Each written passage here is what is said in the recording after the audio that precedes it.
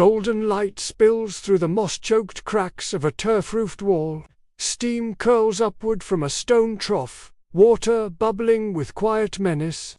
Juniper boughs snap as they're tossed into the basin oil, hissing on the hot stones. The air thickens, scent of pine, smoke, damp wood warmed by fire. A hand stirs the water. Another lifts a carved ladle. Shadows drift behind woven reed screens. Laughter, low and echoing, pulses through the vapor. They came with blades, carved coasts into kingdoms. But here, in the steam, they softened, whispered, plotted, bled their thoughts into the mist. A warrior kneels, splashing water onto his neck. Behind him, a figure smears ash across their chest. Ritual or cleansing, it's hard to tell. The steam obscures more than it reveals. What if this wasn't just a bath? What if it was a portal into altered states, secret alliances, forbidden knowledge? A liminal chamber between battle and belief. Tonight, we enter that chamber. The Viking bathhouse, no crude peasant sauna, but a crucible of power, healing, and initiation. We strip away the myths. What remains is heat, history, and something primal that still lingers in the steam. Pride-on frost clings to the shoreline, each crystal catching the faintest glimmer of grey light. A lone figure, cloaked and steady, trudges through knee-deep snow. Brynhild, the bathseer. In her gloved hands, a woven birch bark bucket sloshes with warmed spring. Her breath fogs as she approaches the low wooden hall. Inside, steam breathes from cracks in the turf roof. Two warriors lean over a carved stone trough, their beards coiled in linen wraps, waiting. Frost crackles behind the door as Brynhild enters and shuts out the outside world. She kneels, ladling steaming water into wooden bowls, whispering a chant to Odin for focus, for sight beyond sight. Her voice is low but firm. She sprinkles in juniper and yarrow, herbs hissing as they strike the surface. Her chant rises, curling into the beams like smoke. The warriors slide into the basin, steam swallowing them. Shoulders drop. Their eyes close. The water climbs to their chests. They sit, silent, as breath returns, slow and deep. Muscles long clenched, now unwind. The scent of pine and sharp wild herb floods the room. This was sacred immersion, not cleanliness, but an initiation into heightened awareness. The sound of a low gong rumbles through the chamber. The moment shifts. The warriors stretch and rise, water cascading down their bodies. Brynhild presents fresh birch bundles, the leaves still pliant and green. One by one, the warriors begin to strike, their skin measured, rhythmic lashes that leave welts of red and rushes of heat. The steam breaks apart in waves. Air, cold and sharp, rushes in. Their eyes gleam with focus, no longer dulled by sleep. Brynhild watches, silent and still. Then, under her breath, a final whisper. This is no mere wash. The steam curls, collapses. Darkness. Today's hygiene unfolds in porcelain precision. Showers burst to life with a single twist of a digital tap. Water temperature is exact, regulated to the decimal. Cleanliness is logged swift, efficient, forgettable. Inside, a chrome-lined stall, LED lights shimmer across glass bottles of bath oils and shampoos, labeled with lavender or citrus blends. A hand reaches to adjust the screen. Warmth rises automatically, no effort required. But cut across time and steam into the Viking bathhouse. There, warriors stack peat beside heat-blackened stones. Farmhands trudge across snow, dragging bundles of firewood. The stone trough steams only after hours of tending, embers carefully plucked and repositioned. Flames cajoled into submission. Steam rises not from plumbing, but from patience, muscle, and reverence.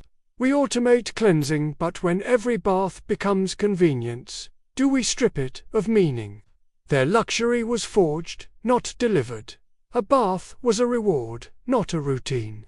The modern man tests his shower with a bored flick of the foot. The Viking labored for every drop of warmth. Back then, exhaustion was transformed into clarity. Now, routine simply sinks beneath the noise. Viking baths were shared spaces. Family, friend, travel all stepped into steam, cloaked in nothing but breath and intention. Status was often left outside the threshold. Children splashed at the basin's edge, warriors traded omens, and elders told half-truths cloaked in heat. Steam softened hierarchy, allowing glances of intimacy or rivalry to simmer quietly behind the mist. Steam melted barriers. Here, status could be confirmed or blurred. Friendships forged, alliances reaffirmed, grievances aired. Today's bath isolates, a locked door, a flickering phone in one hand, quiet, disconnected silence. The Viking bath was alchemy through presence. Ours is absence, wrapped in soundproof tile. And finally, ceremony has vanished into chore. The Viking bath was a sacred act. Herbs were selected not for fragrance, but meaning. Juniper cleansed not only skin but spirit. Whisks of birch weren't self-care, they were invocation. Today, water circles the drain while a clock ticks beside product labels. We've swapped ritual for routine. But when a bath becomes a checklist, what part of us goes unwashed? Brynhild's smoky hall flickers in memory, layered faintly behind a spa mirror. In every steam wisp, they found memory and meaning. We found convenience. But at what cost? Stone walls sweat with heat. Steam coils upward from a basin dug into the earth, rising toward the turf-lined rafters above. This isn't a primitive shelter. It's an engineered sanctuary. Turf-packed roofs trap heat. Smoke flues are carved with precision. Basins rest over fire pits, where embers pulse like the heart of the hall. Vents funnel warmth through stone corridors, creating pockets of controlled heat, humidity, and breath. These were not crude cabins. They were thermal sanctuaries designed with precision and purpose. Archaeologists uncover soot-darkened beams beneath collapsed turf, their charburn revealing years of repeated use. Overlays show how the design rivals modern sauna logic trapping, circulating, sustaining. In the basin, herbs hiss and crackle on stone. Juniper mugwort, wild garlic. The room fills with a vapor not just warm but medicinal. The steam purifies, disinfects, reorients, a pharmacy in mist. They created a pharmacopoeia in vapor cleansing, skin, space, and spirit. Under the microscope, modern labs match Viking bath herbs to antimicrobial compounds, terpenes, flavonoids, phenols. This wasn't folk magic. It was chemical hygiene, millennia before microbiology had a name. But this bath did more than cleanse. A warrior, bloodied from a raid, enters the steam and lowers himself into silence. His wife approaches, anointing his shoulders with yarrow oil. A seer murmurs a chant, words curling into fog. Somewhere in the mist, truths surface, some whispered, some seen in trance. Steam wasn't just het, it was passage, into the body, into the soul. Sometimes, into the divine. The Viking bath was more than a place. It was a stage of status, of spirit, of social reckoning. In steam, hierarchy flexed, alliances formed, prophecies took shape. This was bathing, as rite, as justice, as ritual technology. Prepare to enter the mist, to question everything you thought you knew about Viking life. Drone footage reveals Lofoten turf-walled bath hall ruins. Infrared scans show residual heat signatures clinging to south-facing walls. Archaeologists peel back sod layers to expose raised stone benches and underfloor channels. These bath longhouses weren't placed randomly. They faced the sun deliberately, angled to maximize light and warmth in the deep freeze of Nordic winters. The benches weren't just seating, they were thermal reservoirs, radiating warmth through moss-backed turf walls long after the fires died. Cutaways show how stone foundations lifted bathers above the cold earth. These elevated slabs not only conserved heat, they preserved dignity, allowing ritual soaks without contact with the raw ground. Their orientation and insulation retained warmth in brutal climates. Architectural overlays reveal how these structures doubled as refuge and ceremony. By night, bathers sometimes slept upon the warm benches, wrapped in furs, bodies soaking in latent heat as dreams swirled through mist. Beneath the flagstone floor, smoke channels, snake-like veins delivering hearth heat beneath soaking troughs and benches. A cross-section reveals the heart of the system. A long hearth placed just outside the bath chamber, connected via narrow underfloor tunnels. Smoke and heat entered low, coursing beneath the bathers before venting skyward. Fired stone and smoke guided warmth. These underfloor flues warmed stones throughout the night, not just air. This wasn't luck, it was design. Channels followed terrain contours, some reinforced with slate or clay daub. Peat sealed the space above, trapping heat like a lidded kettle. The result? A steam chamber heated evenly, efficiently, without direct flame, sparks, or smoke choking the room. Archaeological digs show soot-glossed flue linings, evidence of long-term use and maintenance. Long before radiators and floor heating, Vikings built warmth from the ground up literally. Forged stones heated in the smithy were carried searing hot into bath chambers. They glowed red, each stone storing 6 to 8 hours of radiant warmth. Men in leather mitts used tongs to carry glowing cobbles from a forge or open hearth to the basin trench. When plunged into water, the sizzle released vapor clouds, fragrant with herb and wood. This was engineered thermal mass stones heated earlier, radiating comfort long after the fire died. Not all stones were equal. Basalt, granite, ironstone, they experimented. And just as vital, the fuel. Birch flared fast, perfect for initial ignition. Oak smoldered long, ideal for steady ember heat that wouldn't wane mid-ritual. Close-ups of charred stone layers reveal concentric heat, rings evidence of repeated cycles of fire and cool, fire and cool.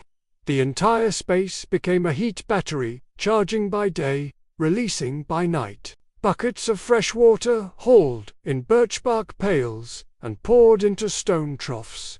Grey water drained through sumps into soak pits. In a time before plumbing, water was labor.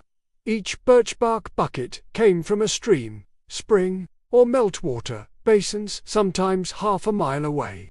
Once poured into the stone-lined troughs, the water was infused with heated rocks and herbs.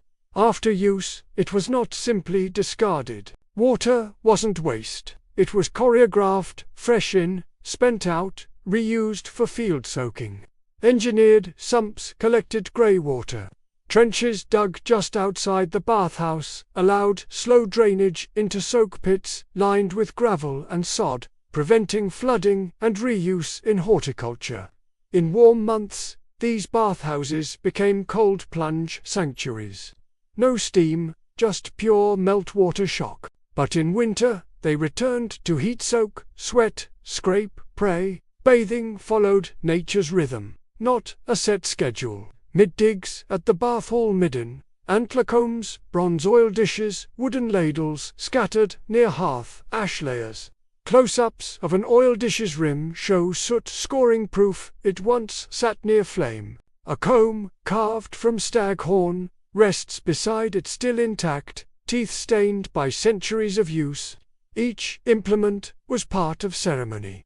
Combs worn, oils anointed, salts sprinkled. Bathing wasn't idle splashing. It was performance. Ritual ladles dipped into herbal brews. Dishes held infused oils or bare fat for skin. Antler combs untangled hair and, perhaps, spirits. Brushes made from moss and bristle scrubbed the body, but also served symbolic roles, shedding old sins, sloughing off the burdens of war, age, and toil. Every item mattered. Nothing was accidental. Charred remnants of juniper, yarrow, and mugwort, analyzed via GCMS, appear in bath hall soil samples. In the corners of ancient bathhouses, archaeologists recovered delicate flecks of burned plant matter. When run through GCMS, the compounds told stories.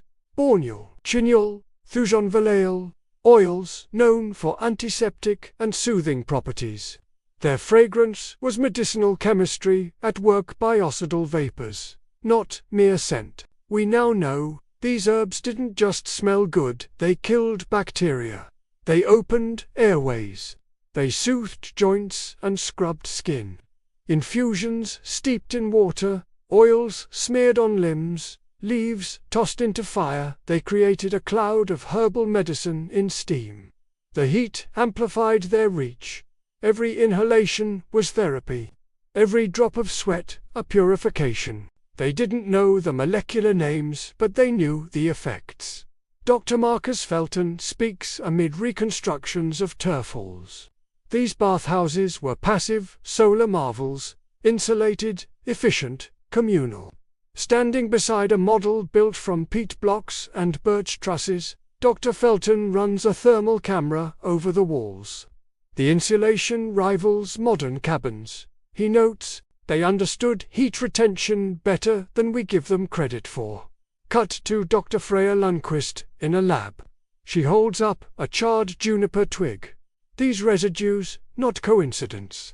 They chose herbs that purify, that soothe. This is intentional chemistry.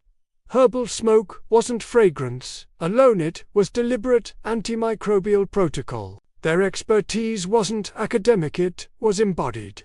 They passed it down not through textbooks, but through gesture, repetition, and ritual.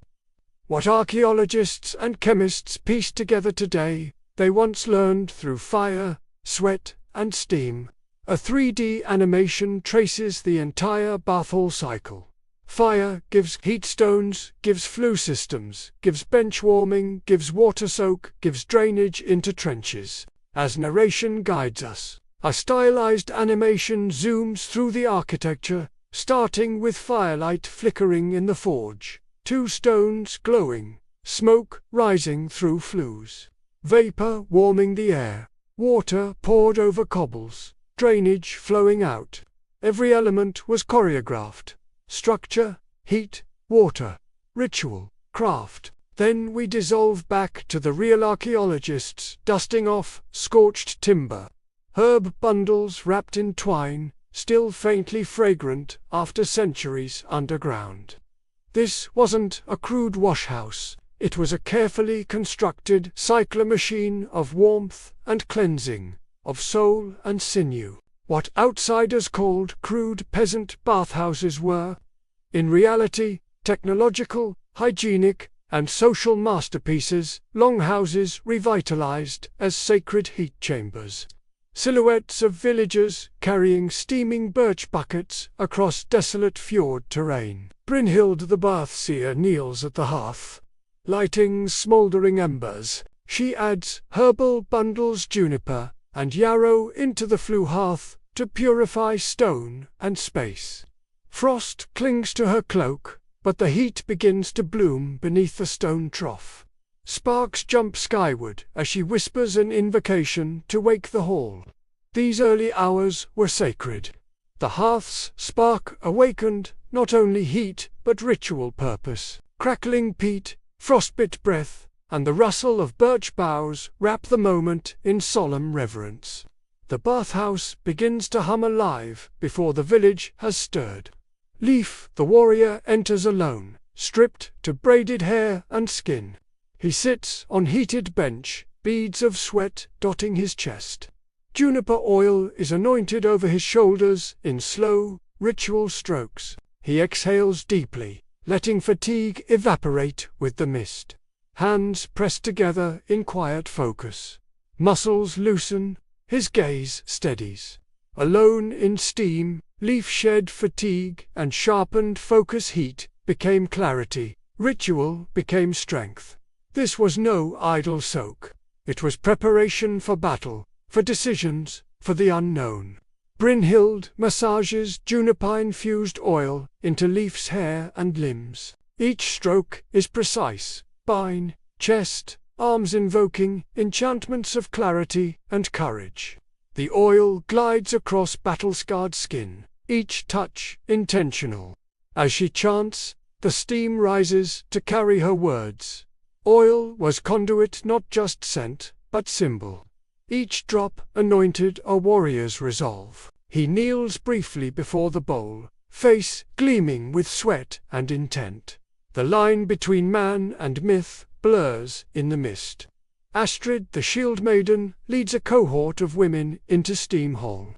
Laughter rings, garments set aside. Bronze mirrors reflect vapor, masked faces. The atmosphere shifts. Warm, spirited, communal. Scarves draped, hair unbound, glances exchanged behind plumes of steam. The bath became social theater status, affirmed in sheen, scent, symmetry. Each woman carries not just herbs and oil but stories, secrets, and shared purpose into the chamber of vapor. Oil is reapplied, coarser garment clothes hung aside, fine linen scarves draped across shoulders. The shield maidens use combs to braid hair. One offers another a bronze mirror. A small gesture, but loaded with meaning. A friend, a rival, a sister. Hierarchy emerges in dissolved steam, the subtle law of braid, cloth, and scent. These quiet adornments spoke volumes about lineage, lovers, and loyalties told, not with words, but with cloth and skin. Brynhild collects herbs from a trench and crafts small sachets. She sprinkles juniper and mugwort into communal water basin.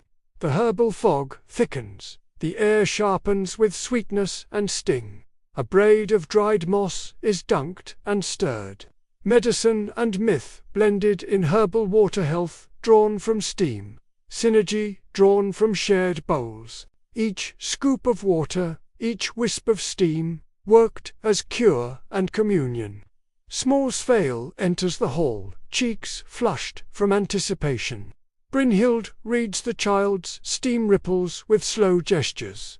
Oil is dabbed onto young shoulders. The room holds its breath. Svail sits in stillness, watching the mist curl and rise.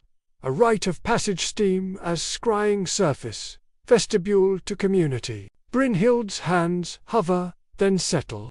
With that final touch, the child becomes something new. No longer only flesh, but part of the spirit-stitched whole. Hall cleared, afternoon light filters through turf roof. Thin steam drifts without crowd. Bruised stones cool. A soft emptiness settles. The benches no longer carry laughter or chants, but echoes linger. In emptiness, ritual lingers. The hall breathes between ceremony, memory carved into cooling stone. Even silence is sacred here. Even absence is charged with meaning. Solemn again, Brynhild watches steam patterns in a bowl. She murmurs, omens, ripples, mean shifting fate. Elders listen. She points, the steam parts. A ring wobbles outward. In steam's ripple, fate flickers. The bath seer read future and past in silent water. This is no parlor trick. In her gaze, elders see memories and warnings. The bathhouse becomes an oracle's chamber. Final bucket of cold water poured over shoulders and head. Skin tightens, gasps scatter among bathers. Steam gives way to shock. Flesh stiffens, hearts race. A jolt of ending and renewal. The plunge sealed purification. Cold water closed pores, awakened nerves, and cooled spirit. Not just to cleanse, but to reset. To remind the body it is still sovereign, still awake. Bathers wrap in wool mats, adorn layered garments. Bodies carry residual warmth outward. Wax lamps light dusk, dark corridors. The day's rituals now worn like invisible cloaks. The wool itches. The heart beats slower, but the mind is alight. Dressing was ritual to warmth, carried from hearth to community hearth. Clothes become boundary between sacred and ordinary, steam world and stone floor. Villagers gather by the main hearth. Bathing rites become conversation and counsel. Brynhild recounts omens, Leaf recounts new clarity. Sveil holds oil sachet. Flames flicker across newly washed faces. Stories emerge. Lessons pass from elder to child, warrior to kin. Steam faded, but its stories remained. The bath concluded, but its afterglow carried truths across dinner tables. Each herb, each drop of oil, now folded into memory and myth. Sveil emerges with wide eyes, skin glowing and hair braided. Elders gather, signifying inclusion. Oil pressed into forehead as seal. A solemn silence falls. A hand on the shoulder. A chant softly rises. Sveil's first bath rites forged new belonging. Steam branded them into the weave of kinship and ritual. No banner raised, no ceremony announced, just a small child, eyes lifted toward the firelight, reborn in the quiet power of ritual heat. A painted wooden sign outside the bath hall reads, "No shame within these walls."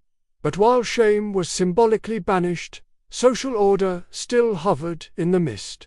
Nobles bathed at dawn, the water freshly boiled, the herbs pungent and clean. By midday, freemen entered, stirring up warmth and conversation. At dusk, the thralls took their turn, silent, steady, grateful for the lingering heat. Inside the steam, everyone was bare but the order of who entered and when whispered status more powerfully than clothes ever could. Cleansing erased rancor, so it seemed. In reality, schedule codified hierarchy behind steam. The scent of status hung in the air. Who had the freshest oil? Who brought the finest towel? Who spoke first trickles encoded deeper than skin? Before major assemblies, villagers gathered at the bath hall to cleanse not just bodies, but consciences. Sweat pooled beneath collarbones as travel cloaks were shed.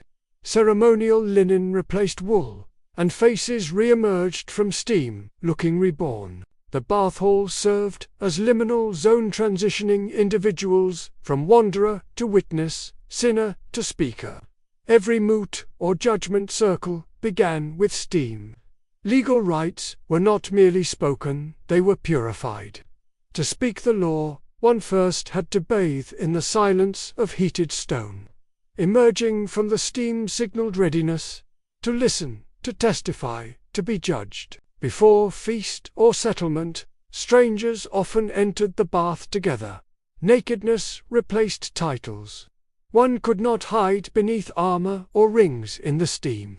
Only skin, breath, and eyes remained. In steam, physical boundaries faded, a communal baptism of trust before guest rights were affirmed. Hands met across hot water, old rivals soaked side by side. The bath was more than hospitality, was initiation. Shared nudity became symbolic oath. I hide nothing. I threaten nothing. I am yours to trust. In the hours before a raid, warriors gathered not in barracks, but beneath turf roofs laced with mist. The steam thickened, their eyes closed, breath slowed. Steam-primed warrior, mind-stripping fear, sharpening senses, calling the warrior spirit. It wasn't just physical preparation, it was mental alchemy. The steam teased the edge between man and berserker. Their skin glistened, but inside they steeled themselves. By the time they emerged, dripping and silent, they were no longer men, they were weapons tempered in vapor. In the mist, power didn't need to shout. The presence of a leader was not a barked order, it was the quiet way others shifted to make space. The angle at which someone passed a bowl, the unspoken weight of their entry. Authority remained but softened in steam. Leadership shifted from speech to presence. In the hall, a step ahead meant respect. A nod meant submission. Steam erased obvious signs, leaving behind the essence of command. True power was carried in silence and steam amplified its echo. After lost plague, raid, failed harvest, the bathhouse filled again. Not for ceremony, but for comfort. No one spoke. Yet all understood. They gamified vulnerability.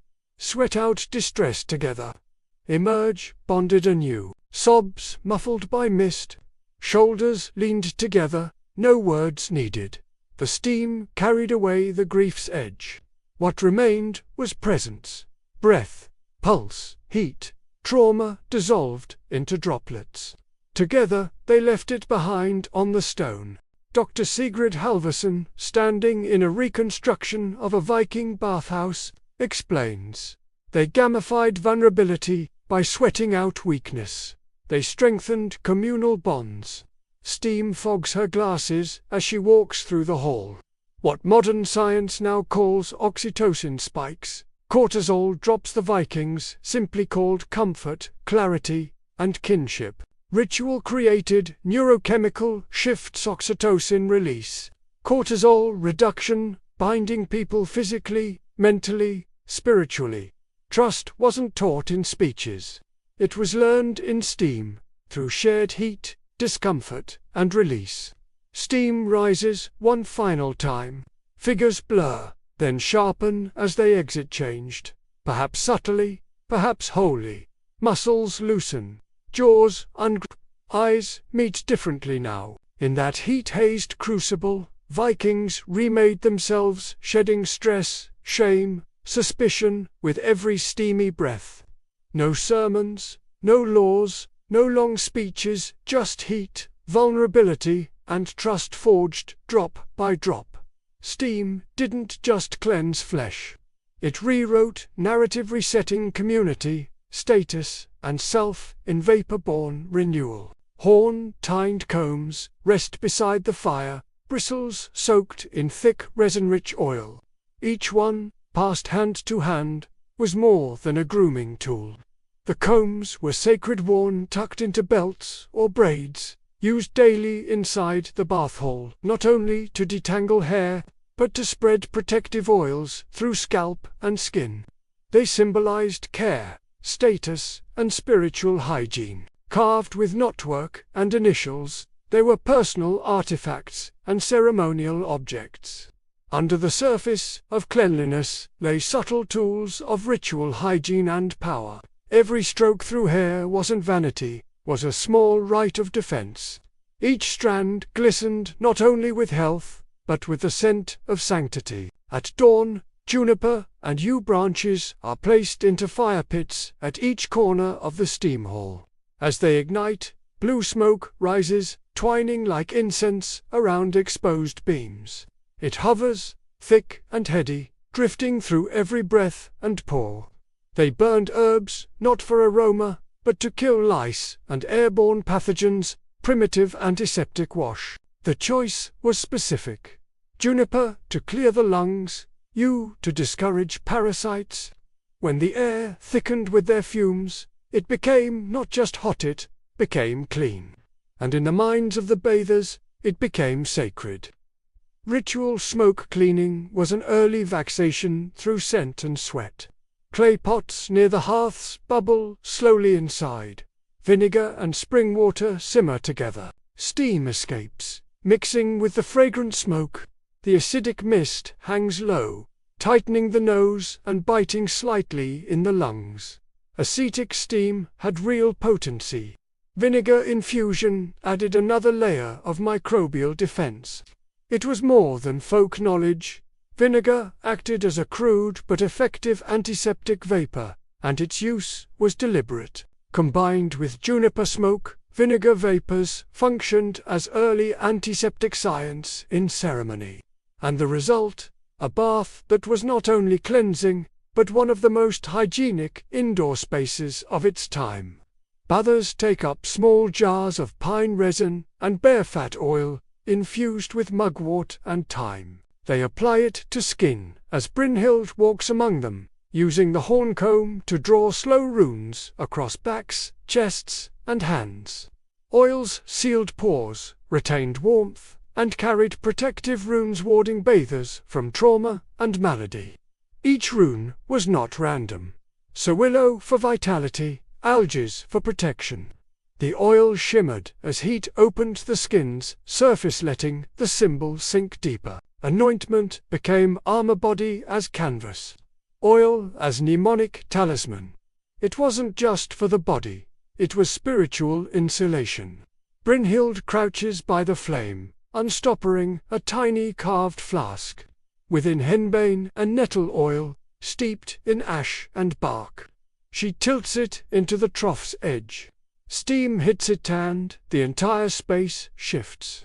Warriors inhale, eyes fluttering, voices grow soft, words looser, truth more available. Low doses of henbane death oil, blendimed for mind-opening trance. Steam became medium for revelation. This wasn't done often. Only when insight was needed. When truths had to be drawn from hiding. Steam space doubled as inner sanctum ritual, mind alteration, prophecy in layered vapor. The room didn't just sweat, it dreamed. Two warriors, bare-chested and flushed from heat, clasp forearms over the basin. Their voices murmur vows as Brynhild watches, holding a wax tablet to record each word. Betrayal spoken in haze carried weight. The bath hall became courtroom, and steam the witness. To lie under this vapor was sacrilege. To betray a bath oath was grounds for exile. Hair shaving followed betrayal. Public, visible, shame carried in scalp as well as soul. Oaths sworn in ritual, steam-bound men, socially and spiritually. Betrayal became exile, and hair-shaving decreed. There was no forgiveness in mist, only memory. Professor Leif Gunnarsson appears among diagrams of Viking bath architecture. Behind him, a recreation steams into view. He speaks with clarity. The bath hall was a courtroom of steam. Oaths spoken in haze carried extra weight. He gestures to a rune-etched comb and wax tablets found at a dig site. Power flows through ritual space. Bathing was governance as much as hygiene. The bath was neutral. Sacred ground, yet no less binding than a throne room. In vapor, the invisible rules ruled best. Steam curls high into the rafters. From above, the camera captures it, forming rune-shaped rings, slashes, mirrored glyphs that seem to rise and vanish. Cleanliness concealed darker art. Steam spelled pacts not just by oath, but by breath, oil, and scent. Every drop of sweat held a vow. Every whiff of smoke a silent command. The bath hall was more than a place to clean. It was a place to remember, to see, to bind. The whole steam concealed warring ritual, from plague defense to prophetic oath. Beneath benches and vapors lay latent power waiting to be spoken. A high-end spa unfolds on screen. Sleek stone walls, softly lit saunas, glass doors beaded with condensation. Inside, eucalyptus-scented steam swirls as patrons lean back in silence. Some meditate, others sip herbal tea, all enveloped in curated calm. We chase detox regimens and wellness fads, yet Vikings built ritual bathing into everyday life. What happened to depth in our steam ceremonies? The visuals begin to shift. Modern spas dissolve into reconstructions of Viking bath halls, turf roofs, timber beams, and firelit troughs. Past and present blur. The sauna revival isn't new, it echoes Nordic roots where communal steam was medicine, status, and spiritual renewal combined. Steam was more than sweat. It was myth, memory, and meaning. Guests in boutique spa lounges recline in plush chairs. Branded robes, designer slippers, and sculpted salt lamps surround them.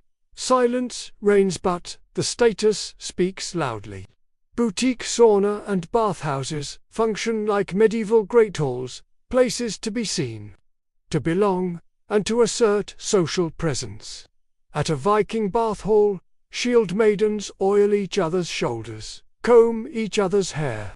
Gossip floats with the vapor. Compared to now, essential oils diffused from pods, bath menus customized for elite tiers, ritual becomes spectacle. Like the Vikings, modern bathers gather for reasons beyond heat. Status is steamed into the setting. Belonging is soaked into the room. Modern patrons use ritual to reaffirm identity, bond through behavior, and display tribal elegance. One screen shows a touchscreen sauna interface. Temperature set to 82 degrees Celsius, humidity adjusted, timers running. Next, a thermal rendering of a Viking bath hall flues, channeling heat under benches. Turf roofs holding warmth, airflow managed by sloped timber and smoke vents.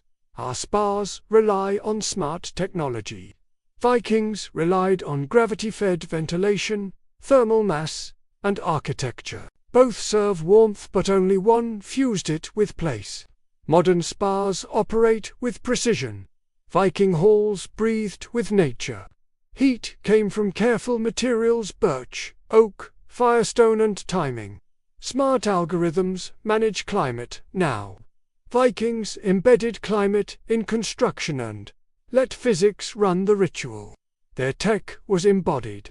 Ours is abstracted. Inside a blackout steam pod, a woman inhales lavender vapor. A voice guides breathwork. Her hands rest on her knees. Her eyes are closed. It's no accident our wellness culture mimics Brynhild's prophecy rites. Steam-seeded silence, focused breath, and opened minds. Visuals fade to Brynhild. Steam curling, herb bundles smoking, a chant whispered in trance. In guided sessions, we call it mindfulness. For the Vikings, it was invocation, altered states, and revelation. Mindfulness in steam is ancient. Today, we mimic it with tech. Vikings practiced it as ceremony complete with prophecy and social affirmation. What we now brand as relaxation, they saw as vision. A Finnish sauna. Friends enter quietly. They sit in a circle, towels around waists, sharing silence or stories in the hush. Nordic sauna revivals aren't just wellness. They re-reviving old social contracts. Steam as communal reset. Bonding through shared heat. Laughter bubbles under the steam. Someone pours water on the roxas, then warmth. This isn't about sweat. It's about presence. Much like bath hall gatherings, where guest rights were honored, modern sauna culture preserves social cohesion through ritual immersion. Steam melts boundaries, and then something new forms. Trust. Dr. Emma Clark sits in a cedar-walled spa office, wrapped in soft light. A steam chamber glows behind her. Context matters. Steam becomes medicine when ritualized, not merely mechanized. Images flicker. Modern infrared saunas dissolve into turf-roofed Viking halls. Architect Dr. Lars Sturgard appears. His hands trace diagrams of flue design and passive airflow. Modern spas should heed turf baths' passive heating, heat retention, gravity-fed airflow. Wellness isn't just about features. It's about environment, rhythm, and reverence. Steam is more than heat when it's wrapped in meaning. Workshops bloom in forest settings. People crush juniper, mix mugwort into bundles, and simmer herbs in kettles. A reclaimed wood sauna hums beside a lake. Festival goers step inside, barefoot, robes billowing. We're rediscovering the pantry of plants and architecture once dismissed as primitive. Hands ladle herbal water onto glowing stones. Steam rises like memory itself. Visuals show steam, meditations, group chants, shared silence. Viking-inspired rites, reconstructed for the 21st century.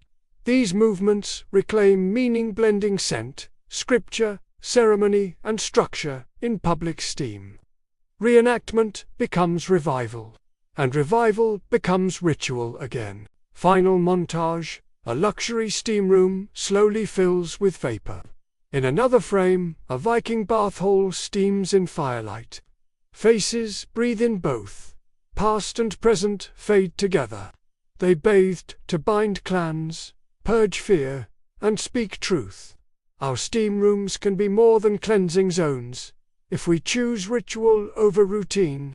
Steam trails linger on cedar, on turf, on bronze and tile. Steam remains. Elemental land can once again become conduit of community, cleansing, clarity, and covenant. It's always been there, waiting in the mist. Dawn cracks gently over the turf-roofed bath hall. Mist curls up from beneath its eaves, steam rising into the pale sky like spirits released. The stones, now cool, glisten with memory. The air is hushed, reverent only the sound of snowmelt dripping from the thatch. They saw water as sacred, steam as transformation, stones as silent alchemists. In that mist, Vikings found clarity, community, and courage. Inside, the hearth's last embers glow faintly. Brynhild, the bathseer, moves slowly through the room. She picks up a fallen ladle, places it on the bench, and closes the carved wooden door behind her. The warmth is sealed in along with the ghosts of laughter, the weight of whispered oaths, the quiet pulse of 1,000 shared breaths. Cut to present day. A spa guest exhales in silence, stepping from a eucalyptus vapor cloud. Their eyes glisten. Their face glows. For a moment, they are not just clean but changed. The Viking bath was no reliquates, a reminder that true cleansing demands ritual, intention, and shared breath. What will you carry from their steam into your own life? The camera lingers. A simple wooden ladle sits brimming with water, resting on a turf bench. Steam coils upward, meeting the first rays of morning sun. The past breathes through it. Breathe deep. Step into the mist, and let history cleanse your modern soul. Fade to mist, fade to silence, fade to memory.